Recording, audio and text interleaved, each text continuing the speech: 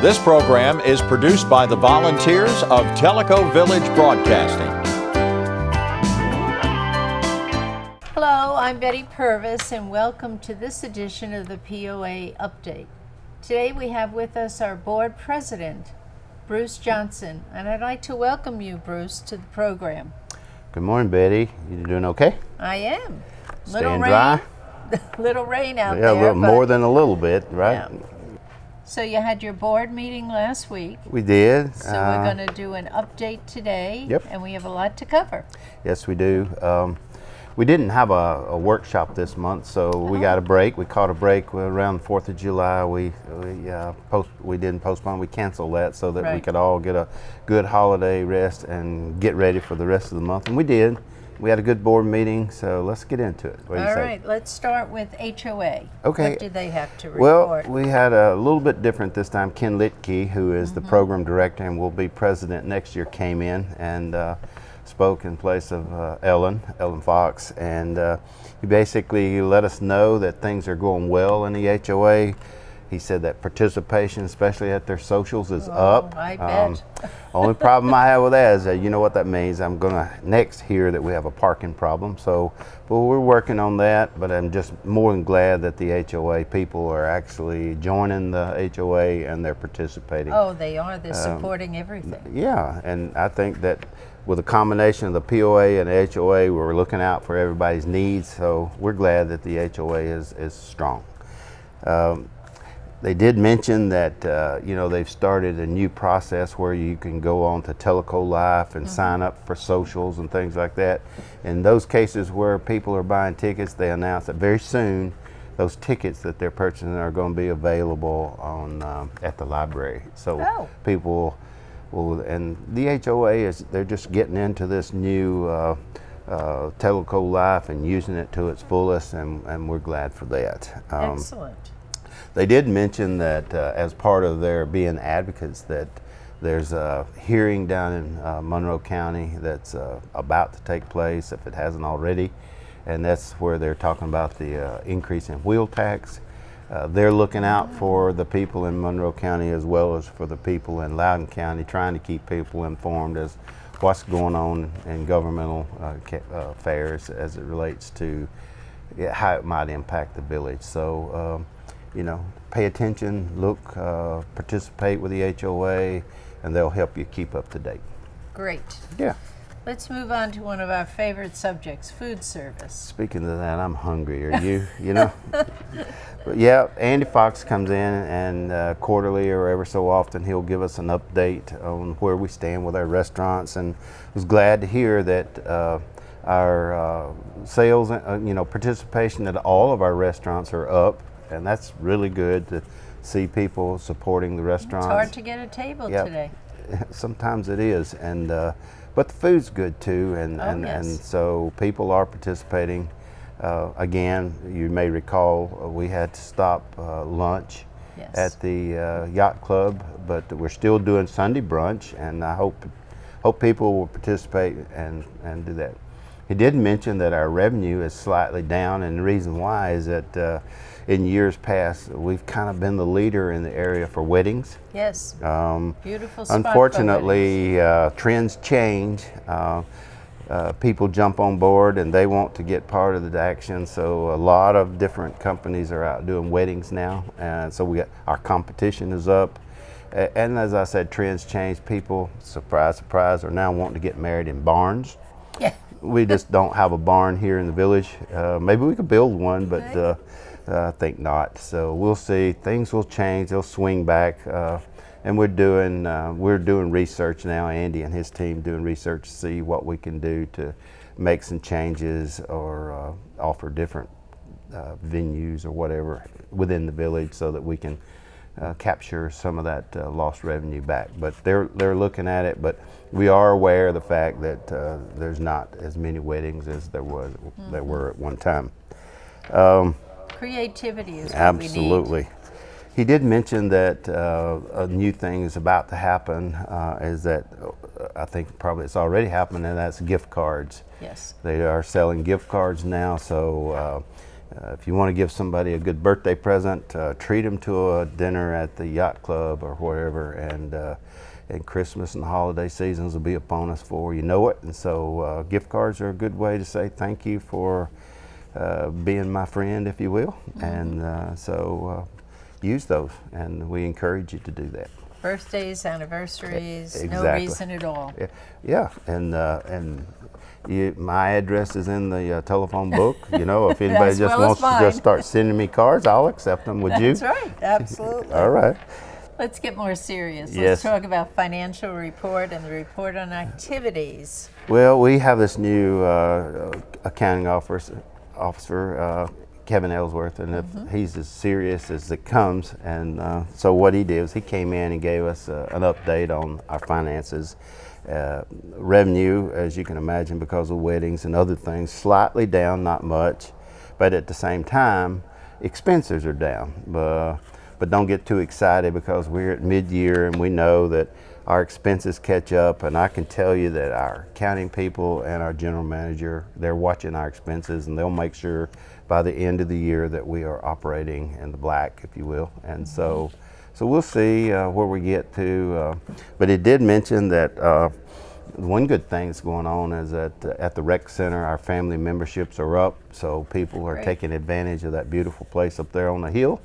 And even though half the roof might be missing, it's covered with a tarp, so you're not going to get wet. And if you did, you're in the pool anyway. So but we're working with that to get that resolved, and as we'll get a report next month on where we stand with that, insurance-wise, as well as putting a new roof on. Our schedule for doing a lot of work at the wellness center as a result of the roof blowing off will probably change. Don't know when we'll close the pool to do that, but we will let you know through the telegram. He did an excellent job, and what he said basically is budget execution is taking place, and then we're watching it. And again, we will, I'm quite sure we'll be all right at the end of the year. Great. Yep. Let's move on to the S&ME pavement. I need to back up just one step, all right. and that is talk about Parker Owen. Oh, Because okay. we break our Yep. finances down into two-part finances, and then we do a CFO report. Okay.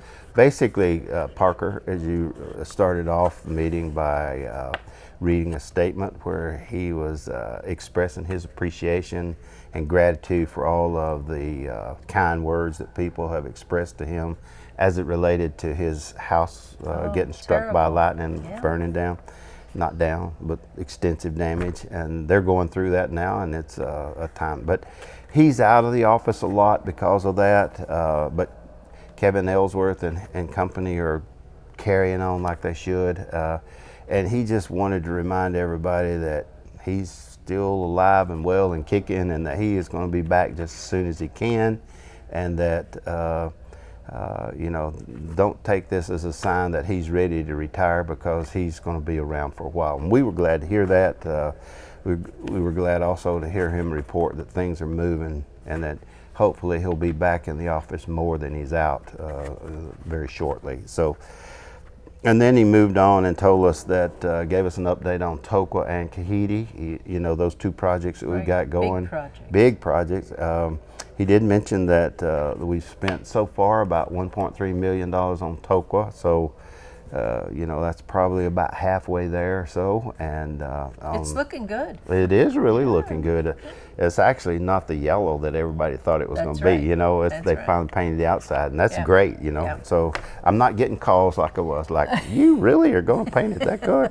And so, and then Kahiti, we spent a little bit less than $600,000 on that, and that's probably close to 80% or more, because that project, as you know, was only like $750,000. So, and that really needs to be, because we're getting down to the end now. I think by the end of this week, we should be wrapping up. Now we'll have to go through a punch list and get some things spruced up and whatnot, but you know, they're pouring concrete, they're finishing up the painting, they've done everything. So It's very attractive. So it is, and it blends in as if it was Yes. always supposed to be there, Exactly. and we're just so glad of that. And I'm not sure of the date but I believe in mid-August we'll be having ribbon cutting and open house. So stay tuned. We'll give you that exact date and time, so that all of you that want to can participate in those festivities, if you will. And so we're excited about it. I know the people in Kahidi have to be, as well as I've heard a lot of people in the village talking about can't wait to reserve that room for like Corvette Club or whatever club that wants to do. Right. And we also, to my knowledge, have a wedding planned already for that no venue. kidding. So things are Pretty on the happening. golf course. Yeah, exactly. So everything went well. He also mentioned that, speaking of Kahidi, that we awarded a contract for some road work down there on Kahidi Trail. Yes. We had some areas in that road that need to be fixed, and as a result, we need to be about our business of getting that done, because things like that just keep getting worse, and so you need to fix it, and we're fixing it. Great. So that Good. was it for the financial and the CFO. Now we can move. Now we can talk about pavement and Yes, we can. Speaking of pavement, we did have a road study. Yeah, a road study that was conducted, and a gentleman that heads up the company came in. His name is Vlad Mitchev. Probably said that wrong, but I believe it's close. And Okay. anyway, with a southern slang on it, so you know, and so we'll accept that, right? Yes. But he was a very informative in his presentation. Told us that how they did it. He went into a lot of detail about how they went around and filmed and took pictures and walked the roads, and this all 110 miles. And so he basically said that as a result of that, then they started with a score of 100 and backed off when there was like a crack in the road or a pothole or whatever. And the average score for our village was 88, as I recall. And you say 88, that's just a B plus, but not in their scale. That in their scale was if you correlate it, is kind of like in the 90s, because their top bracket starts at around 81 or 2 and goes to 100. And so we were in excellent shape, a very, very good, excellent shape. And so I took the opportunity to ask him, I said, Vlad, if you would compare our village to all the other places that you've done this kind of work throughout the Southeast. They do a lot of work in Tennessee and North Carolina and Georgia and Alabama and whatnot. And I said, if you compared us to those, where do we stand? And he said, well, I'd have to say that your roads are excellent. And I said, let me ask you that question one more time. And so I asked it 3 times, and each time he kind of laughed and said, I still have to say excellent. So, that made us feel good that our roads, the 30 years worth of roads work that we've done have put us in a great position to go forward. Now, that's not to say that we can all rest on our laurels, because things change. The sun bakes the roads, the elements freeze and whatnot. So you just have to always work on them. And our PSAC, along with our department, the Public Works Department, they're in the process now of taking a long spreadsheet that they've had that goes out through, I think, like 2034. And they're taking the study that they did versus the spreadsheet and planning that we had, and they're bumping those together, and they're doing that as we speak. And coming out of that, I think, will be information that we can put in the 5-year plan, as well as to know what we need to do in the out years so that we can build up our reserves accordingly. So excellent report, very, very good information to get from them. Okay, let's move on to Recreation Department. For 6 months now, we've been talking about a study that the rec department's doing as to where we're going in the future. That study is drawing to a conclusion. The lady from 110% that helped us with the study, she came in and basically praised our rec department, as well as the rec committee. and said it was great to work with them. A lot of information was exchanged. They had focus groups. They did it right, and coming out of there, I think they had 15 recommendations, which we are now mulling over to see what we're going to do with them. They were in the areas of organization, operations, fees, charges, if you will, and physical resources. You know, do we have the equipment that we need and all this kind of stuff. And so, like I say, they went over it in a lot of detail. She was very thorough in making her presentation. A lot of good questions came out of it. Again, we have the study and we'll be going over it, and Simon and his team, as well as the board, and we'll decide where we need to go. And but now we have the information so we can plan. Good so planning. It went well, and that report, as well as that roads report that I referred to earlier, it's available. The slides that we used in the presentation will be available on the website, and so if you weren't able to come to the board, then check that out, and if you have questions, we have people around who can give you answers. Absolutely. Okay. Do we have one more thing you want to Yeah, discuss? we were supposed to cover communications policy that we've come up with. It's going to be how we, the board, and how the POA operates when we're communicating with our villagers, and the avenues that we use to get information out to people. That will be presented at the board workshop in early August. Okay. So, In August. but we had to postpone that. Again, just want to remind everybody that Kahiti is on track to be finished this week, and stay tuned because we'll be putting some information out on when we're going to do the ribbon cutting and all that stuff. So things are moving forward. If we can just stay in out of the rain, I guess we'll be okay. Yep, exciting times are coming. Yes, they are. Well, I want to thank you, Bruce, for coming in and sharing with us all this wonderful information and keeping our residents and our members all updated with what's going on in the village. So we want to thank you for coming in. And ladies and gentlemen, we'd like to thank you for watching.